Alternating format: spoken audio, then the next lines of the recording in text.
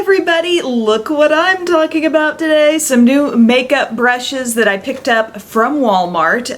They are from the Royal and Langnickel line. That little logo's down there. But this particular type of brush is called the Moda Prismatic Pro Makeup Brushes 4-piece face perfecting kit. And as soon as I laid eyes on these, I thought, I think my viewers might be interested in this type of thing. And I gotta tell you, I haven't tried the Artis or Artis, whatever they're called, the really expensive version of these like paddle type makeup brushes. Haven't used those. What I kind of thought, stumbling across this more affordable kit, was, I don't even know if I'm gonna enjoy this style of brush whatsoever, so I won't put a ton of money into it, and I can try these out and just, take you along with me for the experience. But I paid under $20 for these. I think it was like somewhere between 16 and 18 bucks for this set of 4 makeup brushes. And it says excellent for blending foundation, concealer, moisturizer, and primer, waterproof handle, sturdy, flexible handle for precise application, and dense, soft fibers. So these are like incredibly dense brushes. I don't know how many of you are familiar with this style of brush, but the density of these bristles, they're really soft, synthetic bristles, and they are so tightly packed. And I've been using these brushes pretty much like non-stop since I got them, almost all of them. One of them, which I'll get to, is not really my favorite, but it's truly a different style of application from what I've gotten used to, especially with the blender sponges, which is all about like kind of tapping and pressing in the product. And here it's like you're really moving it across the skin quite a bit. And so yeah, the whole construction of the brush, this feels like kind of a flexible, well, not like rubbery flexible, but there is some flexibility to this plastic handle you can see there. And as this comes in contact with your skin, you can see how there's a little give to it, and all the brushes are like that. But I noticed it especially with this largest one because there's the most weight there at the head of the brush. Gorgeous color on these. I mean, aren't they fun? The way the bristles are, they're two-tones, so they're teal and purple, and then you've got this kind of reddish violet look up here at the top of the brush, and then that kind of blends to a bluish purple and green. So they're just gorgeous to look at. So I'll take you through what each one is called. This is the 801, this largest one. They claim that this is for your all-over cream or liquid foundation. Move the brush in one fluid movement over your face to apply and blend. So that is one that I use for foundation. And then the 802 is the next largest size, and that's this one right here. So in comparison, you can see it's quite a bit smaller. And the 802, they say, is ideal for blush or bronzer application.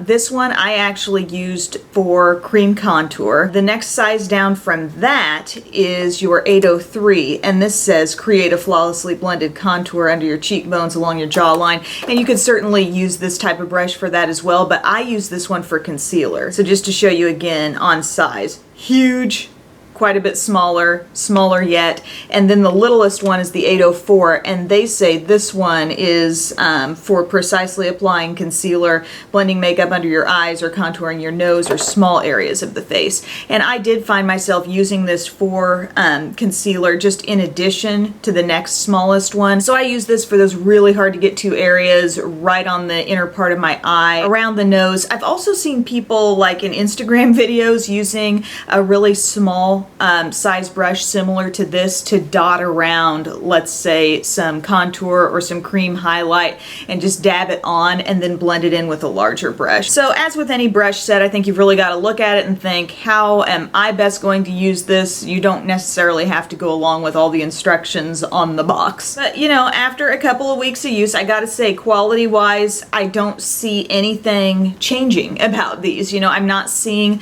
little bristles kind of spiking up out of the pack, which with some synthetic bristle brushes in particular, I do notice that from time to time, but everything looks so even. And you would know, because this is a really like dense, seemingly even brush. So I think if something was poking up, I would really see it. And I can't say enough for the softness of the bristles, just incredibly soft. Like, I, again, haven't tried the Artis, the really expensive version of this type of brush, but I can't imagine it really being that much better or or any more dense or more soft than what I'm experiencing with these as well. As far as any sort of taper around the outside, the bristles do get just a little shorter around the edge, so you're not dealing with like a complete, 90-degree angle type cut here. There is that gentle taper, which as you're blending and, slightly turning your brush, it allows you to really make use of the brushes right out to the edge, I think. Also, I wanted to make sure I put these through a cleaning before I reviewed them, and I thought they were going to take forever to dry. Just with how dense the bristles were,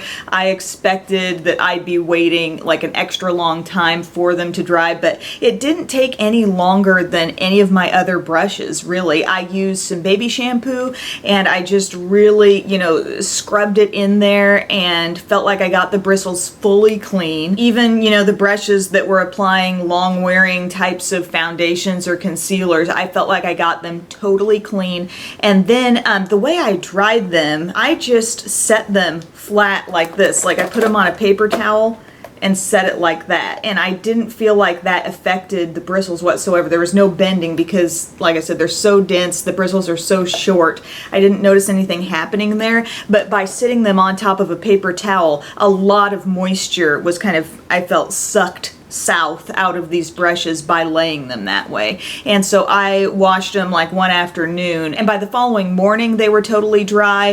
They may have been dry a little sooner than that even, but generally when I clean my brushes, I like to give them a full overnight period if I can to get dry. So again, quality wise, I really don't have any complaints about these. I think they're really nicely made brushes, and I've heard really good things about other brushes from this Royal and Langnickel professional makeup brush line. What I think this is going to come down to a lot is your preference in just makeup application, the way you like to put your products on, the types of products you like to use, because I think these brushes can lend themselves specifically to certain types of products over others. So now as I explain these a little more specifically in depth, I'll cut to some demos so you can see them applying the particular products. But talking about this 801 brush first, which is the one they say is good for foundation.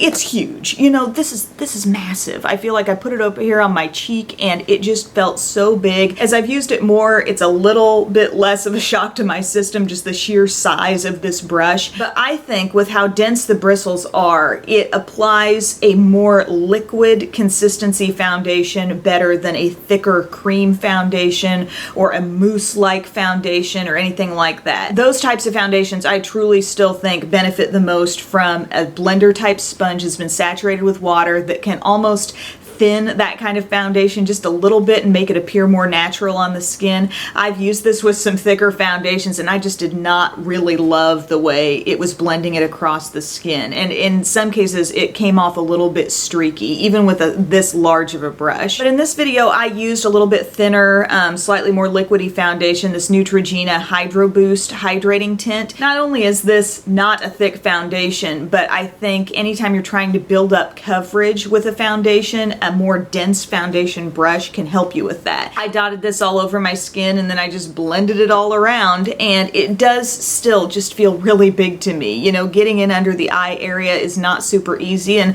of course you've got smaller brushes that can help you with that, but just thinking of this as a foundation brush, I don't see myself using it on the regular. If there was something maybe 2/3 of this size, I think it would have been a lot better for me for foundation, but this to me just seems really big. The flat planes of your face, getting on your cheek, going across your forehead, it's not really a problem, but to even get close to your eye area, it's a little bit of a struggle there. Now I'm going to skip over the next size down for a second because that's what I use for contour. The next one that I brought in was sort of the third one in line, and that's called the 803. This is the one that they said could be used for contour, and it definitely could, but I liked this for concealer, and I really like it for concealer. I used again a product from Neutrogena, the Hydro Boost Hydrating Concealer, and I just swept that under my eyes and anywhere on my face that I wanted to brighten because it is just a hair light. And then just the size and shape of this brush I think is really nice for the under eye area in particular. It did a good job of maintaining the coverage. I didn't feel like I ended up with a streaky look at all with my concealer.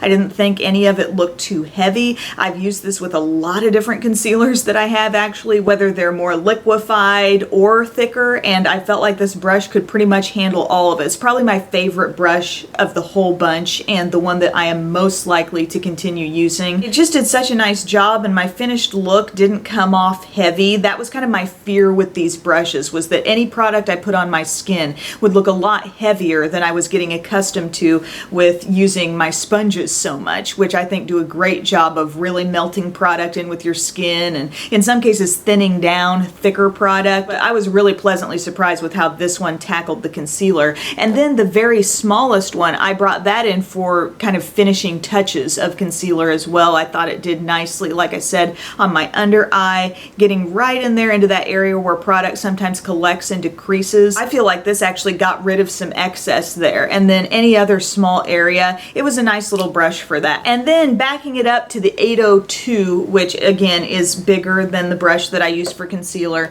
This was the one that they said is ideal for blush or bronzer application. And I think this is a pretty good size for a cream contour. And I used my mascara 3D foundation compact. There's a nice contour in there.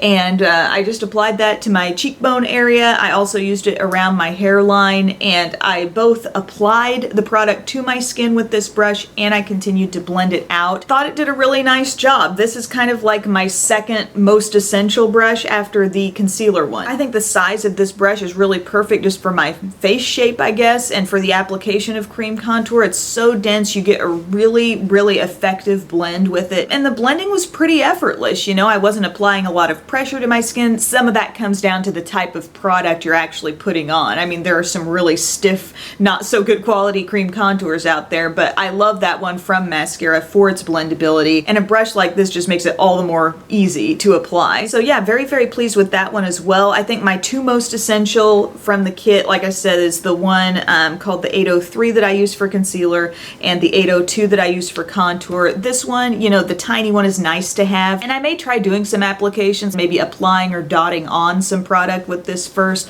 and then blending it out with a larger brush.